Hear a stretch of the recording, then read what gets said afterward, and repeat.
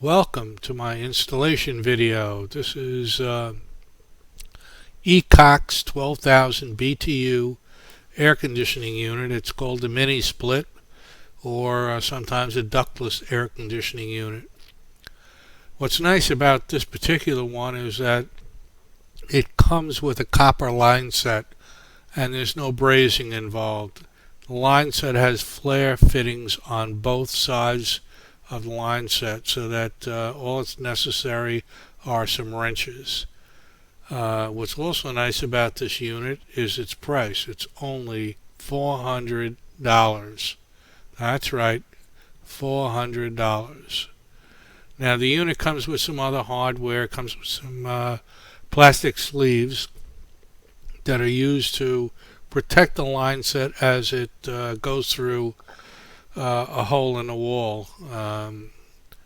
It protects the line set from damage. It also comes with, of course, a remote control and a mounting bracket for the indoor unit that's mounted inside the house. I'm going to be using this unit in my master bedroom to replace what I have right now, which is a portable in there. I don't like the portable at all. So I'll be replacing that with this unit.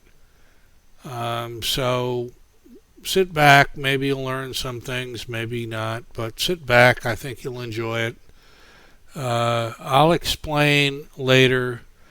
By the way, this unit is a SEER 11, and you may say, well, why is he buying a SEER 11? That's pretty low, that's inefficient.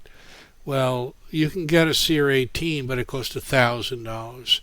And if you do the calculations, you'll never recover the cost over time, practically speaking. The difference is $600 between this unit and one that is SEER 18, which is $1,000. So it's just not practical to buy the SEER 18 unit. 2-3 years from now, maybe they'll come down in price. They probably will, but at the moment they won't. So sit back and enjoy. We'll see if we can't learn something here. There are two different types of mini splits on the market today. There's the conventional type, which is the one I'm going to install, and we all know it. Very similar to a window air conditioner that starts and stops according to the call for cooling. It's either full on or it's full off, and as the thermostat calls for cooling, it turns on, and when it reaches its target temperature, it turns off. There's a second type on the market, which is a newer technology. It's really not new technology, but it's technology applied to consumer air conditioners just recently, and that makes use of what they call an inverter. And essentially, without getting too technical about it, and I am an EE and I totally understand what this is, so hopefully I won't go off on a tangent with a lot of technical details into minutia. But essentially what it is electronics that will convert the AC that comes in at 60 hertz, converts it to DC, and within the unit itself it has a microcontroller and what they call pulse width modulated technology. And what it does is controls a motor, linearly controls a motor according to demand. It does not turn off, doesn't turn on. What it does is, if you look at the graph that's on the screen right now, you'll see the blue line follow the blue line. When the air conditioner hits the sweet spot, so to speak, the target temperature, it does not turn off the compressor. It controls the speed of the compressor. So as you see, the compressor regulates in a very narrow band, and that narrow band is held very tightly by controlling the motor speed. Now the downside of using an inverter is that the inverter itself, the technology as applied right now is very expensive, and it almost negates the gains that they get. Well, it does negate it in this case. The gains that are acquired by using this technology in EER and in SEER, seasonal energy efficiency rating. So the downside to using an inverter is that first off, you're increasing the complexity on something that doesn't really need it, and second off, it's very expensive right now. When they come down in price, then it probably will be viable. At the moment, it's not viable, as you'll see when I do the calculations. It's a great technology. I'm glad to see they finally applied it to air conditioning, but when the prices come down, then it'll be worth buying an inverter. I'm looking forward to seeing this technology in outdoor units or central air. It would be a great technology for that. As of right now, just too expensive. That's my opinion, and I'm sticking to it.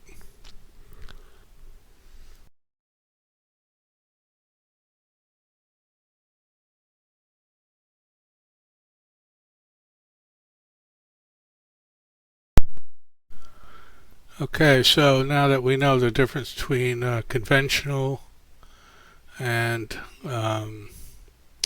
inverter, now we're going to do some calculations, because mine is a conventional and it has a SEER rating of 11, and the inverter type that I looked at has a SEER rating of 18.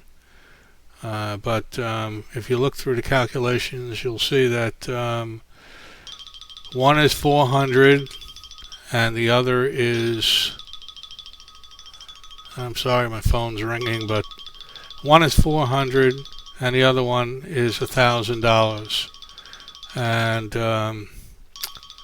I did the calculations. I'll give you a little time to, you might want to pause the screen, read through it, but these calculations work regardless of whether you're looking at mini splits or you're looking at conventional central air conditioning. If you know what the SEER rating is and you know the BTU rating, you can calculate what the energy costs are going to be. I don't think I ever mentioned in this video, maybe I'll mention it now. 12,000 BTU is 1 ton. 24,000 BTU is 2 tons, and so on and so forth. So for every 12,000 BTU, it's 1 ton. So as you can see, if you've gone through my calculations, you can see that it would take me 9 seasons to recover the capital outlay of $600, the difference between the conventional unit and the inverter type. And that's why I say that the benefit just isn't there, unfortunately. I'm sure that the prices will come down here eventually on these units, but right now it's just not there. So I totally understand if you're one of those guys that want to have the latest and greatest, and completely understand that. They do, the inverter types, they do regulate the temperature better than a conventional unit. So, hey, I totally understand having the latest and greatest, but just not for me this time around.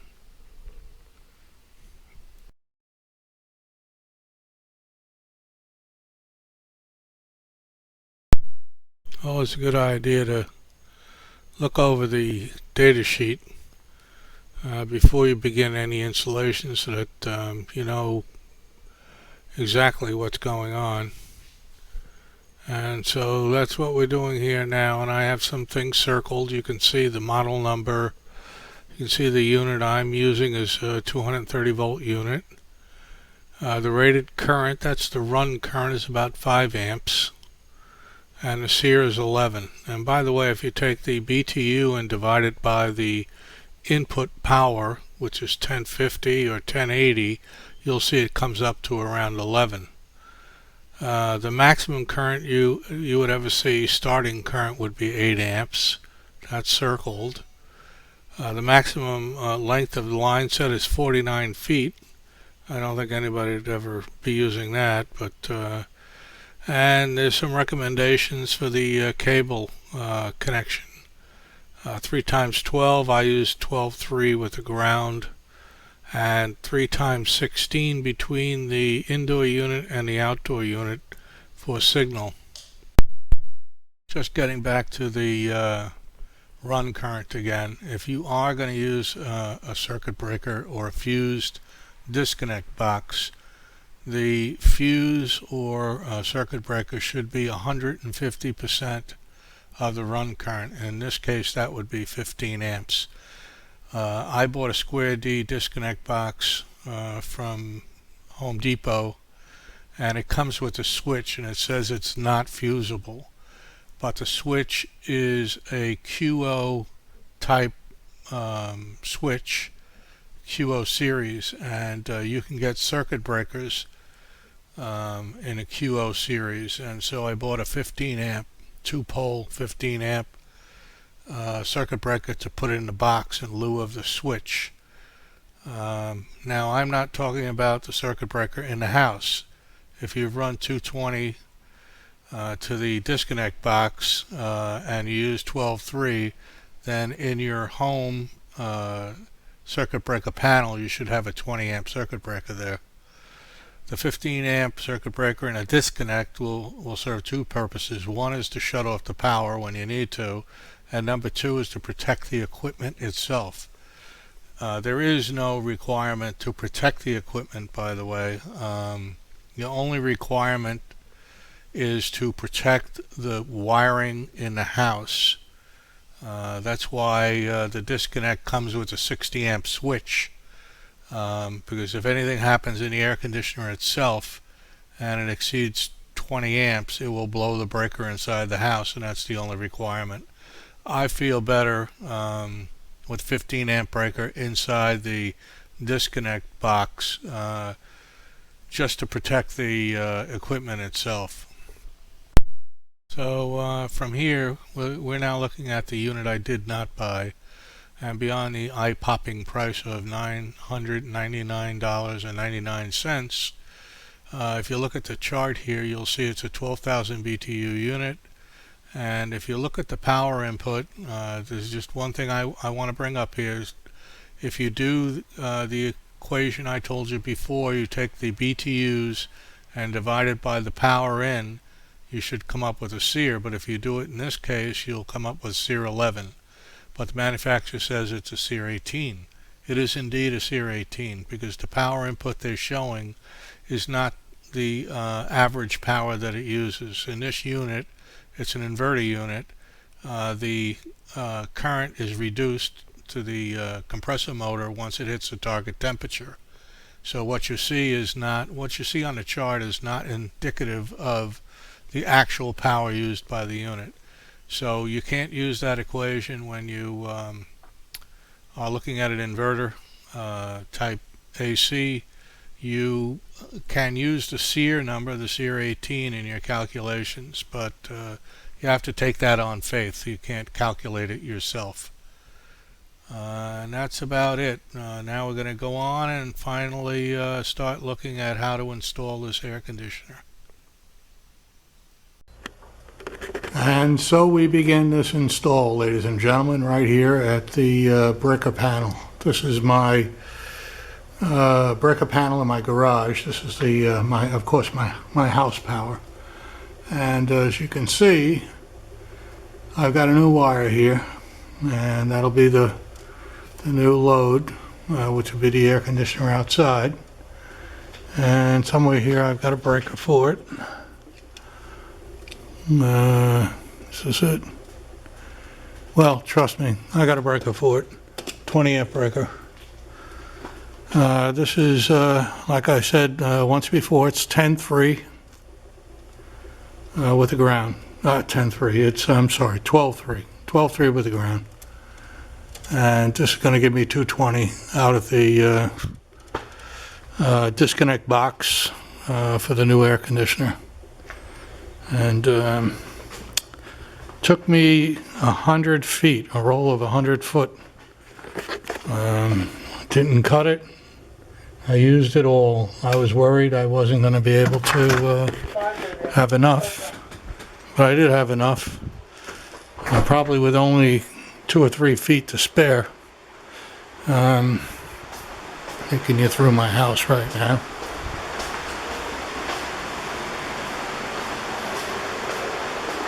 Smile and I. And we're going to go outside.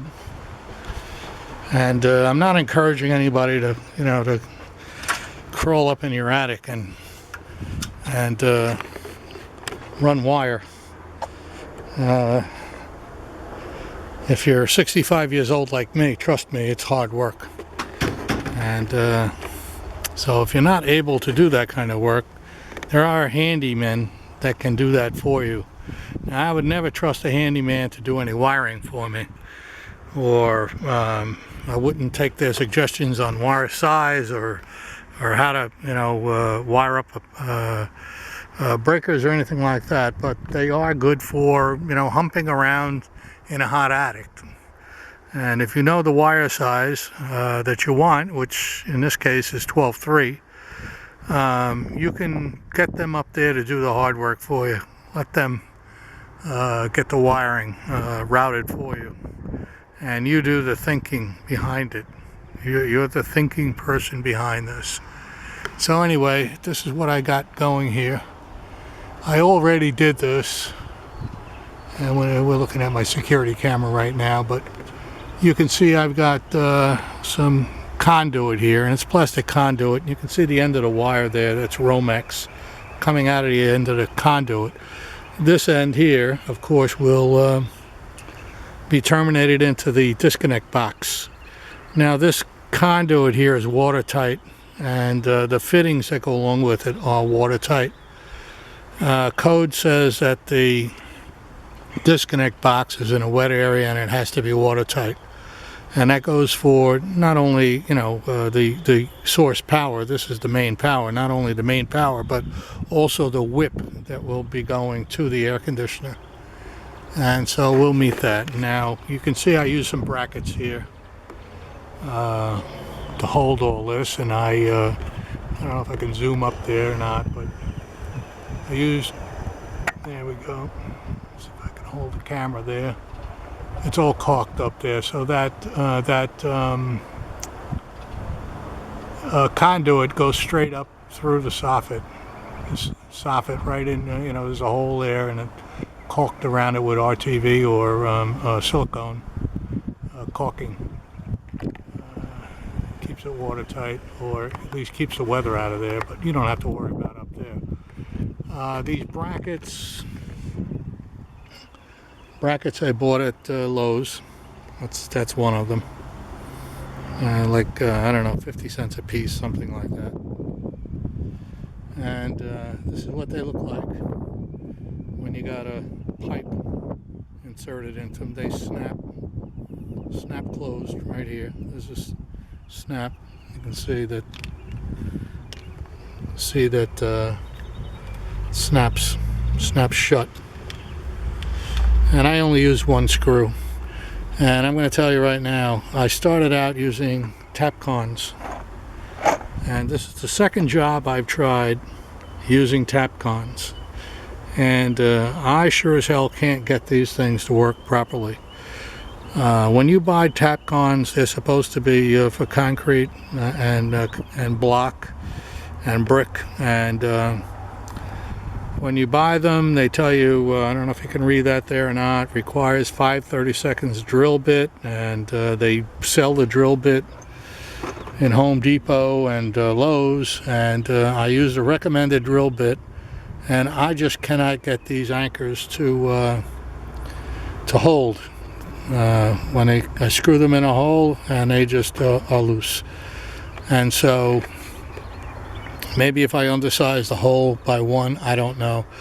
Might be because this block is very soft. That I don't know either. Anyway, I went to plan B, and I use these. 1.25 number 8. You know, it's got a plastic anchor and a screw, and that's what I used in these right here. That makes it easy. Probably never will try these damn things again. I'm serious. I just have had no luck with these things whatsoever. So that's that. Tomorrow I'll put the box on the wall. This happens to be the time of the day when the sun is on this wall 100%. So it's too hot right now.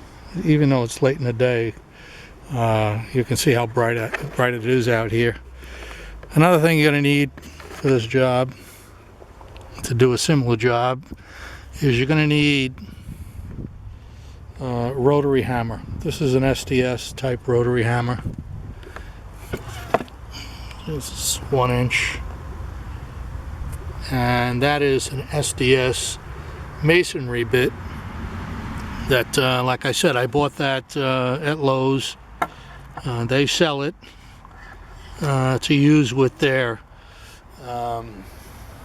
Tapcon fasteners, and obviously this is probably the 3rd time I've tried using them, and it just doesn't work for me. Like I said, I never tried using an undersized drill, but I'm pretty fed up with them. Keep wasting money on them. The anchors work just as good, probably if not better, than the Tapcon, so I'll stick with the anchors from now on. One other thing, by the way, this is the conduit. Well, I had to buy 25 feet. That's the that's all you can get is 25 feet. So it's called Ultra Tight.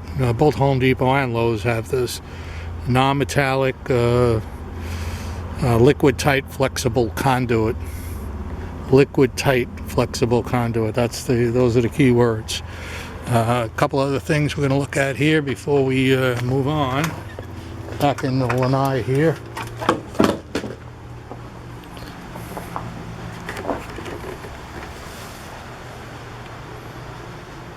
I think you've seen this before if you watched the video from the beginning.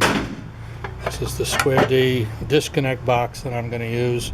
By the way, you only have knockouts on the bottom of this box, none on the top or the sides.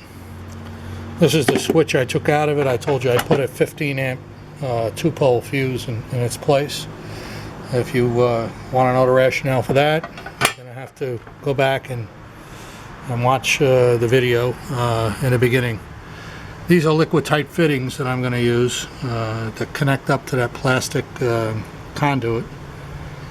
One's curved here, 90 degree. This is your own, how would you say, your own preference, okay? These are the 2 fittings I think I'm going to need.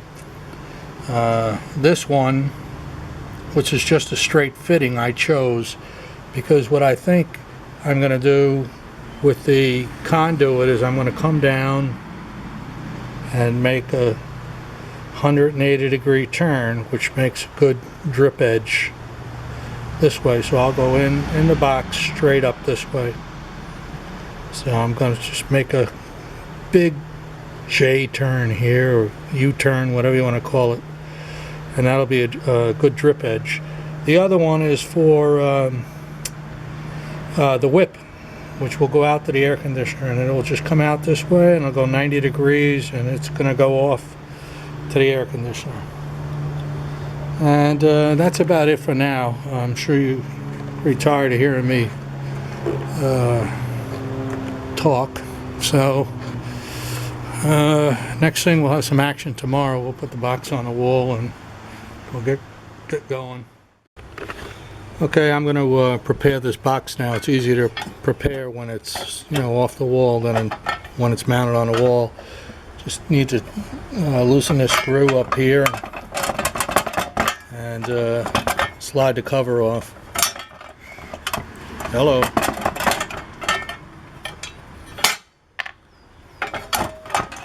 There you go. If you look at this box, there's 2 connections for the line. That's right here. The black and the red will go here. Ground will go here. and the neutral will be interconnected with the wire nut inside here. The whip will go to the circuit breaker here and here. Another black and a red that'll go off to the air conditioning unit. Now, it's easier to put this stuff on before mounting it to the wall, so I'm gonna do that now. I've already knocked this thing out, by the way, for a 1/2 inch. You can see there's no other knockouts, so everything has to be on the bottom or on the back, and I have no access through the back, so I have to do it through the bottom. Alright, we'll just end this. Just to give you an idea of how easy it is to put this together when you're outside. Of course, the wires, you know, coming out the conduit, fish the wire through the hole here. Make sure you put the cap on. The cap's got to go on first. Cap. Push it in. You see the fingers here. Just hand tight, and that's it. In my case, it'll be like this, up the wall. That's it. It's the whole thing, easy peasy.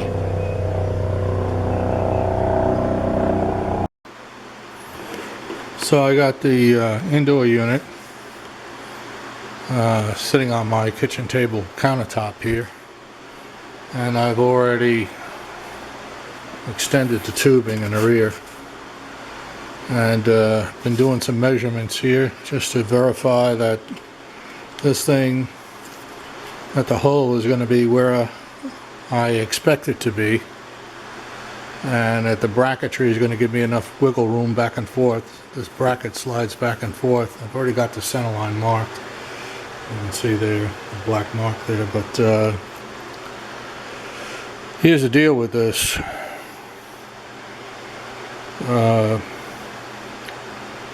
The mounting bracket in relation to the hole in the wall, by my measurements, really isn't close, so I'd be very careful if I were installing another one of these, and I'm talking to you guys. Make your own measurements from the bracket, from the back of this bracket, from the back of this bracket to the center line of where the hose is, and this is an escutcheon that they supply with the unit. But if I had drilled a hole where they told me to, and hard mounted the bracket on the wall, likely I probably would not have been able to get this to go through the wall. That's how far off it is. So anyway, another little thing to watch out for, by the way, is that I noticed, not so much on this unit, it's okay, this one. I've noticed on other units I was looking at is that the bracket is not centered. It's not centered on the wall unit. It's offset to one side. In other words, one side of the indoor unit, one side overhangs more than the other when it comes to mounting the bracket. So if you are a nut job like me and you like things perfectly centered on the wall, you've got to be careful for that. You'll have to account for the unequal overhang on the indoor unit. The bracket would be offset somewhere. The center line won't be where you think it is. So there'll be more overhang on, let's say, this side than there is on that side, and if you mount the bracket on the center of the wall, it's going to be off center. So anyway, something to look out for. And I guess it's time now to get on in the bedroom and start doing some measuring, find the center line of the wall, and see where I'm going to drill this hole. And then I'll have to go off to Home Depot and get a core bit to drill a hole through the wall.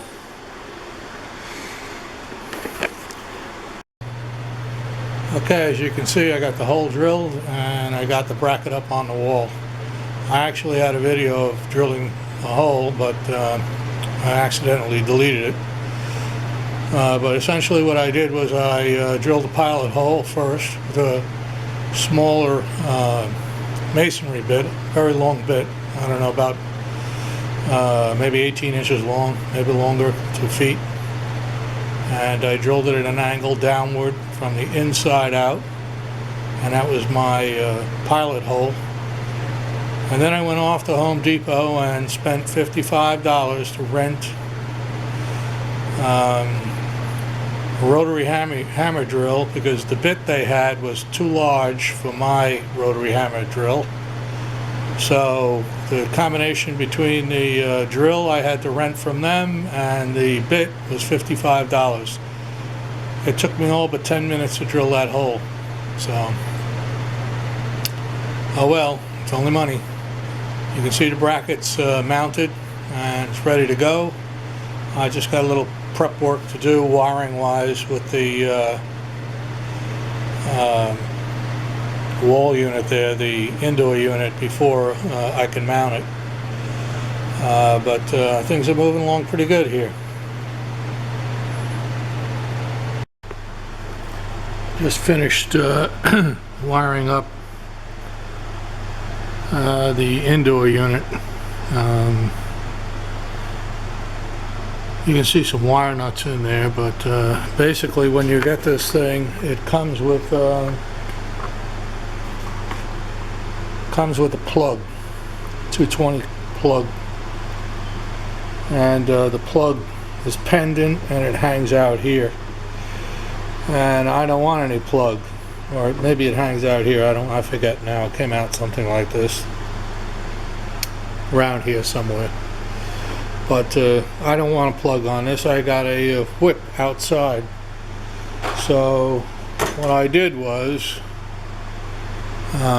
this comes with the unit, and this is the cable, and there's a terminal block here. You can see just has a a hot, a neutral, and a ground, and this cable here, the thicker of the two, goes out to the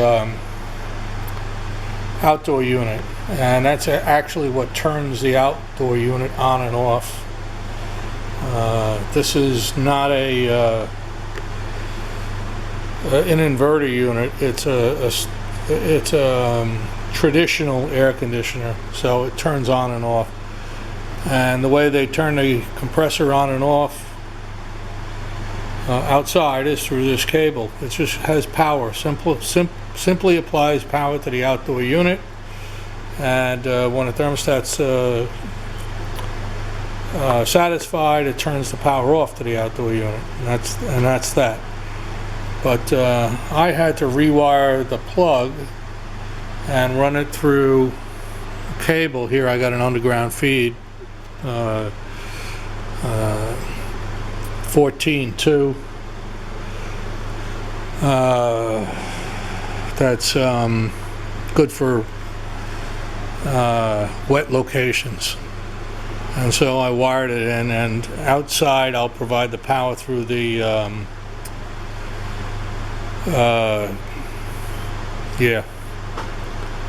I can't get my mind straight here. I'll provide the power through the shut-off box, or the turn-off box, whatever you want to call it, outside. And I guess I'm ready now to put this thing through the wall and get moving. Well, I knew I couldn't leave it alone, so this probably belongs outside. They don't say one way or another, and this is my first mini split, so I don't know, but I think it belongs outside, and I don't need it anyway because I have a hider line outside. But as you can see, it's fully hung now, and it's in the center, and I'm happy. Now, I haven't looked outside yet. Hopefully that line set extends far enough outside to make the connections. They only gave me a 10-foot line set, so we'll see what happens outside. but the installation so far looks pretty good on the inside. And like I said, I'm happy with it. It's equidistant between the windows. It's about the right height. And goodbye. Okay, I'm fitting the hoses now, and I was worried that I wouldn't have enough. The 10 feet that they supply wouldn't be enough, but it looks like it's more than enough. What I had to do up atop there is attach the suction line so that I could get enough leverage to bend the pipe that's coming through the wall. It's pretty short on the wall side here as it went through the wall from the evaporator. There's probably only about 4 inches that protruded outside of the wall. So attaching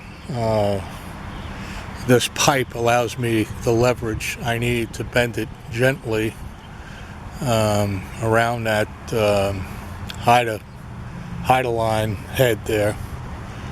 And I'll probably take the line off again once I get it formed in shape so that I can install the bracket for the air conditioner and get everything lined up the way I want it. Let me show you what I mean here.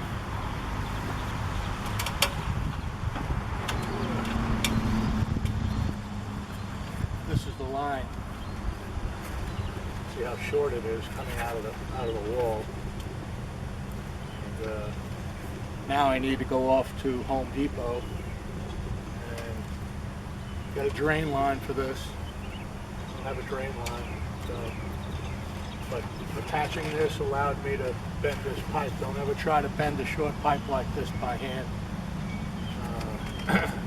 You'll end up kinking it.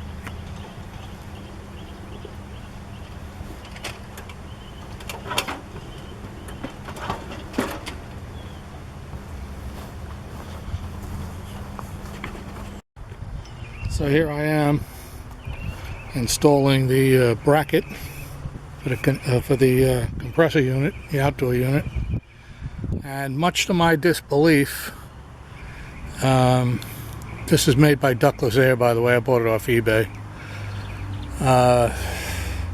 The hardware that comes with it, which is these anchors, and it gives you some lag bolts. These lag bolts are too small for this anchor.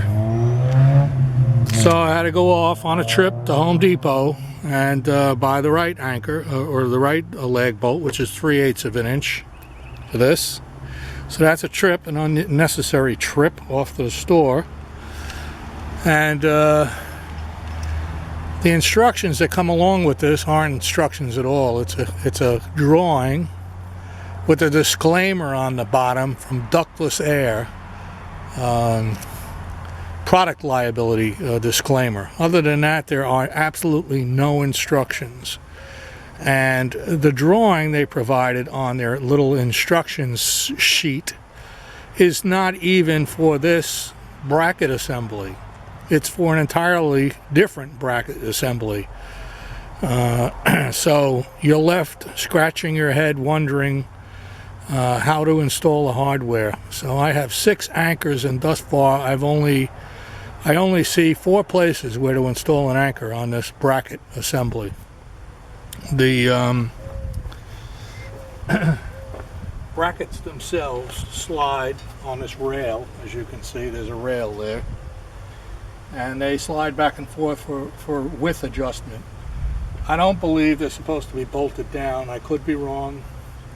They've got holes here. They show nothing on the drawing, and the drawing doesn't even show these brackets. It shows a similar bracket assembly, but with different mounting techniques.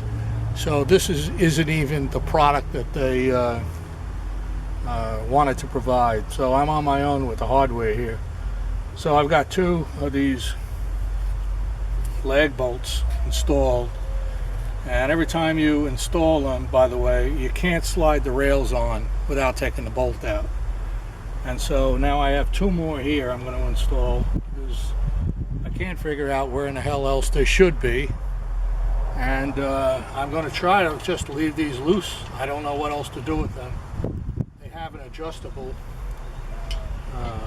piece of rubber on the bottom there to adjust them in and out away from the wall for leveling purposes. So I can't imagine bolting them down like this or even like this. So I'll have some extra hardware until I figure it out.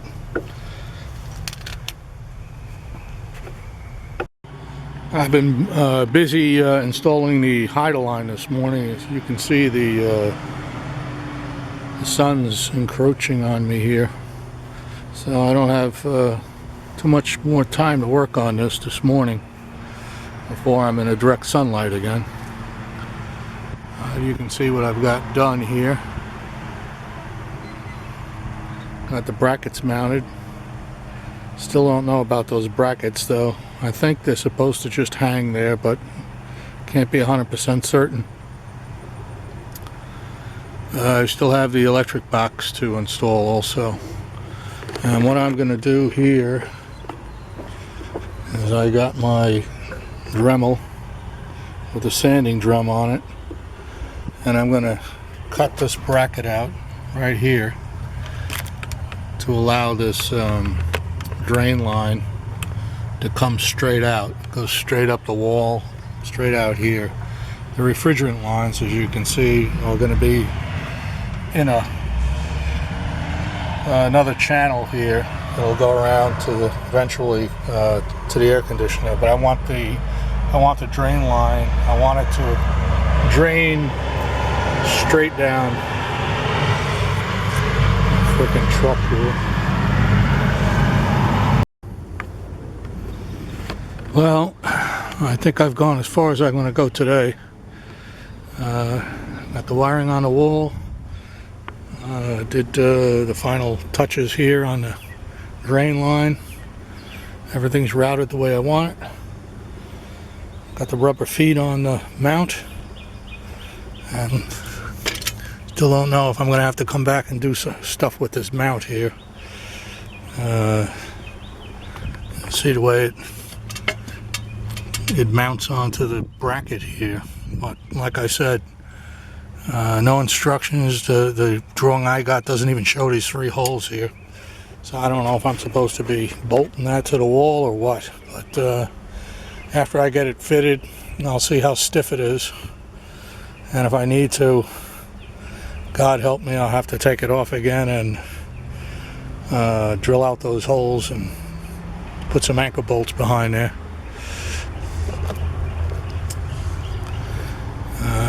Got all this done. I just have to put the cover on.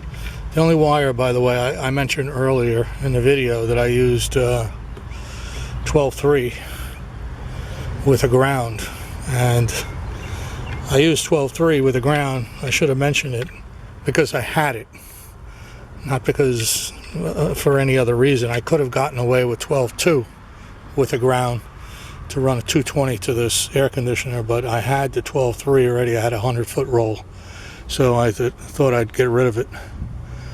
That's why this is capped off right here.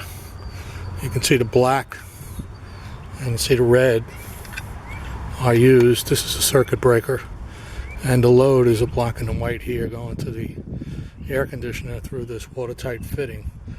This unit came with a plug. I think I said that. Most don't come with plugs anymore, but this one did, so I had to run that up through the wall and into the indoor unit, which is where the power is distributed.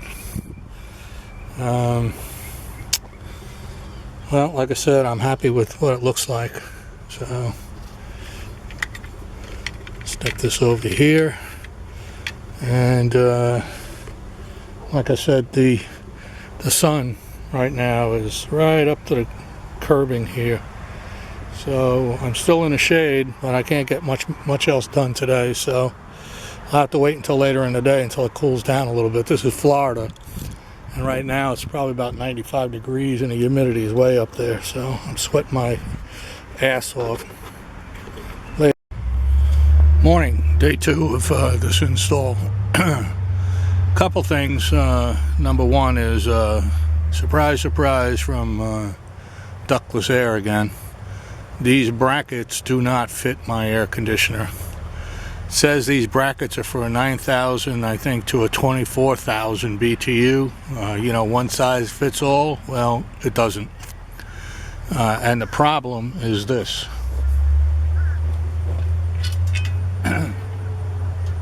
These do not adjust to the width I need.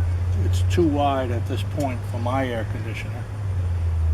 This is a little over 10 inches, and I needed it about 9 inches for this particular 12,000 BTU unit. So what I did was I made a bracket. I know these are extra holes, but won't be seen. This bracket will extend the mounting ears on the unit. This is the right width from here to here is the correct width for my unit, and it will extend it to the shock mount here. One other thing, remember I said I couldn't figure out whether or not I had to put 2 anchors in these rails and bolt it to the wall. Well, I decided to put the anchors in the wall, and I'll loosely attach them at the wall here, because once this thing is mounted, I sure as hell don't want to take it off. And so that's what I'm going to do now. I'm going to put the anchors in. You can see I drilled the holes for it already. I pushed this apart. I pushed it apart so that I could have the right width. What I did was I made a cardboard template so that I could get the correct spacing. I pushed apart right now. I use this for both axes.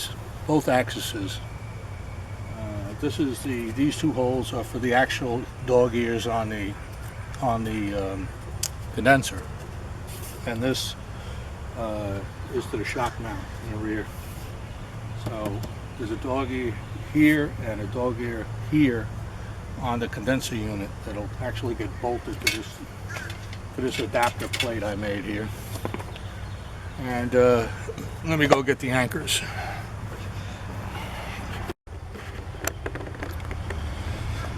Well, pretty disconcerting. I just lost a few videos showing me installing this thing on the bracket assembly, but this is pretty much what it looks like from the back. You can see the bracket I made, and what it does is it extends the dog ear to the shock mount, and that's all its only purpose. And here too, and I should mention that I did this because I did not want to drill a hole in the bracket, because that'll be the first place it rusts. And here again, same thing. So you didn't see me screw a whole bunch of bolts in. Don't know why this camera, every once in a while I lose video, or one video corrupts, and everything else recorded thereafter is corrupted.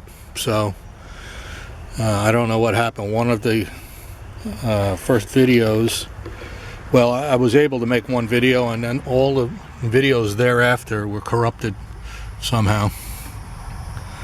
So anyway, I'm ready to connect these hoses up, I guess. Well, first I have to wrench everything down. It's not tight yet, so everything's got to be wrenched down. And then I'll connect the hoses up, connect the vacuum pump up, and we'll pull it down, and we'll test it with nitrogen. Okay, we're ready to connect the lines up here, and I'm going to use some blue nylon here on the flares. I spent a lot of time getting these in the right position so that they seat flat. I'm not going to rely on the nut to pull it flat. I want to make sure that the seat, it seats as best I can get it before I crank down on the nut. Not a good idea I mean, a lot of guys do for water and stuff like that. I don't know if you can see that in the camera, but it's a perfect fit right now. They rely on the nut to seat the flare, and I think that's asking for trouble. I've been doing this all my life, even on water fittings, if I can, if it's accessible. So I'll put a little nylog on it, and we're gonna, here's my wrench. Okay.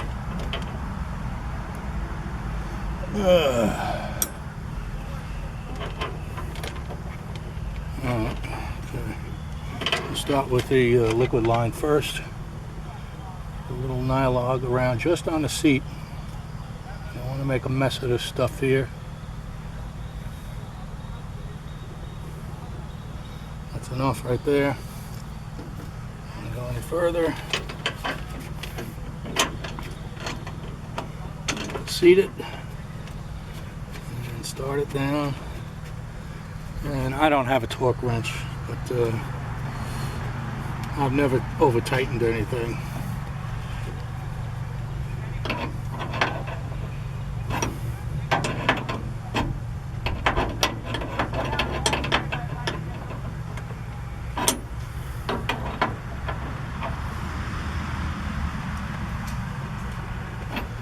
That's good enough. If we got a leak, we'll fix it. Again, just nylog just a little bit around the seat of the fitting.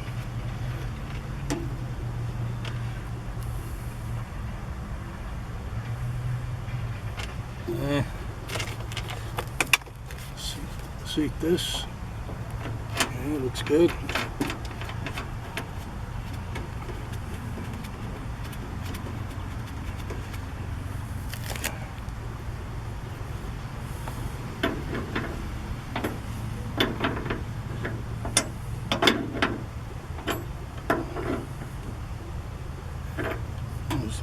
Put a wrench on this to hold it.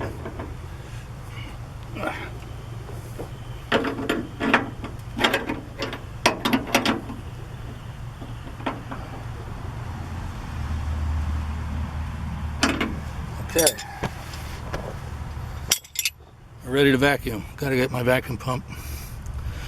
And a lot of guys, I'm going to say this now, I see a lot of guys on the internet will bring out the nitrogen bottle and pressurize the system right now. And I'll tell you what's going to happen if you do that. What happens is that there's air in here right now. So all you're going to do with the nitrogen is you're going to compress that column of air unless you purge the system. And I haven't purged the system, I just put the two connectors on here. So instead of doing that, I'm going to pull it back and I'm going to pull all the air out of it.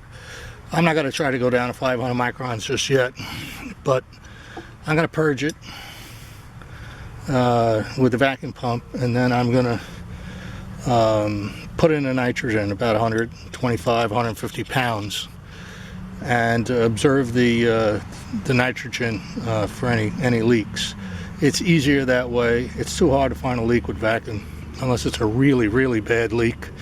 So that's what I'm going to do, but I cringe every time I see a guy on the internet connect up the nitrogen bottle to a system that's filled with air, because all you're going to do is compress a column of air, and no point in using a dry gas if you're going to do that. So be back. Well, a lot of stuff was going on behind the scenes. I forgot to film it, but I did exactly what I said I was going to do. I pulled the system down with vacuum pump first. Then I used the nitrogen bottle. I charged it to about 125 pounds for a little over an hour. It held for a little over an hour. It was absolutely perfect. So I disconnected the nitrogen now. It's disconnected. And I'm pulling it down the final time here, hopefully. First time I pulled it, by the way, with old oil in the pump, I could only get to about, what did I get to, 1750 microns. With fresh oil, I hope I can get to 500 microns. Although the instructions doesn't say it's necessary, they just say vacuum it for about 20 minutes, whatever that's supposed to mean. But I'm going to try to shoot for 500. I got some weather coming in here too. Hopefully it's not going to rain on me, or the pump here. Sometimes I worry more about the setups than I do the, I mean, having to make all these connections and everything just adds the complexity and to the probability that you're going to have a leak in your own setup instead of actually in the system. But we'll see what happens. It worked okay with the nitrogen under pressure. What you didn't see or hear was I had to run off to the local HVAC supply. I'm a little out of touch with this stuff lately, I guess, and I didn't realize that that's a 5/16 fitting. And so I went to make all these connections earlier with 1/4-inch fittings, and lo and behold, couldn't connect up to the surface port. So had to take a 60-mile round-trip drive. We're at 2,500 microns right now, and I'll get back to you. Hopefully it's going to go a lot lower than that. Still at it when it comes to evacuating the system. Let's see, I got the pump that's covered over because we got a thunderstorm coming in here pretty soon, I think. Right now, my micron gauge is kind of bobbling between 1200 and 1400. I think most of the problem here, not being able to get down to 500, is in the setup here. Because this fitting is now 5/16, the service fitting. My core valve tool won't fit it, and so the Schrader valve is in there, and I can't remove it in this setup. And ditto for this. I can remove the Schrader valve, but then I got to be careful with the setup when I actually do open the refrigerant valve. So it's a dicey setup. I just don't like this setup, but it's the best I can do. They only give you one service board here, and that's it. Now the instructions that come along with this unit tell you to put the vacuum pump on it for 20 minutes and you're done. Open up the valves. Doesn't tell you that you got to go to 500. Doesn't say anything beyond that. So what I've been doing is the triple evac method. I got a bottle of nitrogen here, and what I do, the method is first you evacuate as best you can, like we're doing now, and after the evacuation, I got a valve here. You can close off the valve so that it's still evacuated. I take this hose off the vacuum pump and I hook it up to my nitrogen bottle, and then I charge the system positively with about 5 psi of nitrogen. And once it's charged with nitrogen at 5 psi, you got to let it sit for an hour. And supposedly what happens is the nitrogen will absorb any moisture that's in the system, and the next time you connect up the vacuum pump, the second time, it will remove whatever moisture was absorbed by the nitrogen. And then you repeat the process once or twice or as many times as it takes to get the best you can. And in this setup here, and I really do think it's the setup, it's not the pump.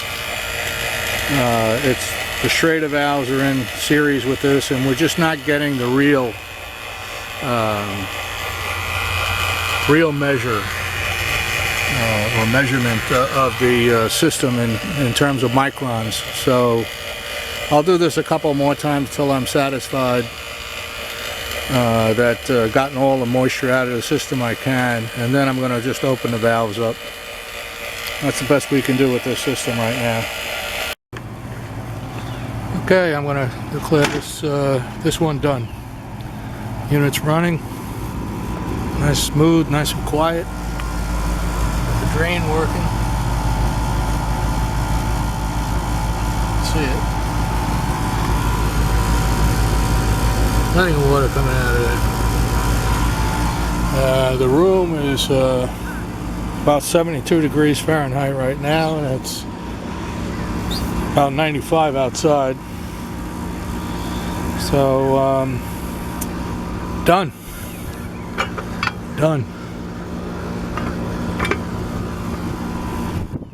Just got to